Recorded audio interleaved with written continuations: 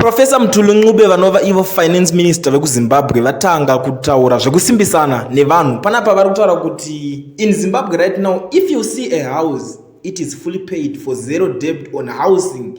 If you see someone driving a car, those cars are fully paid up. Tell me if is a struggling population and a struggling economy. Hanzi ukasvika paZimbabwe iko zvinezvi ukaona imba yozoti mbaiseka bhadha yakatobhadharwa vanhu vakabudana, ukaona munhu arikudhiraivha mota hanzi vakatobudana futi zvekare, mota iyoyo yakabhadharwa.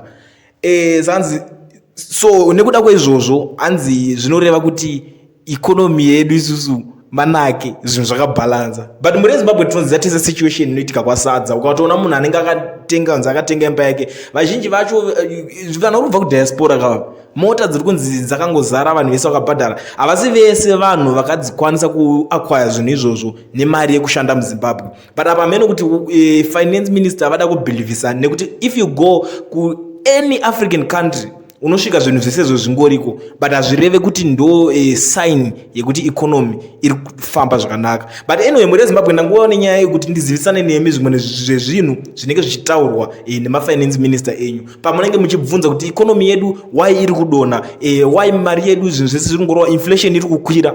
Ndo mhinduro dzavanozouya nadzo idzodzo vachikuudza kuti hai isusu titori right, zvinhu zvedu zviri covered, kureva kuti vari kutoita their best ipapapo. Hapasina imwe best yamuchatarisira kubva ipapapo, ndo best level yavo yavari kutorova ipapapo. Amen. Uchimbondiudzai kuti muri kuionawo sei nyaya iyi.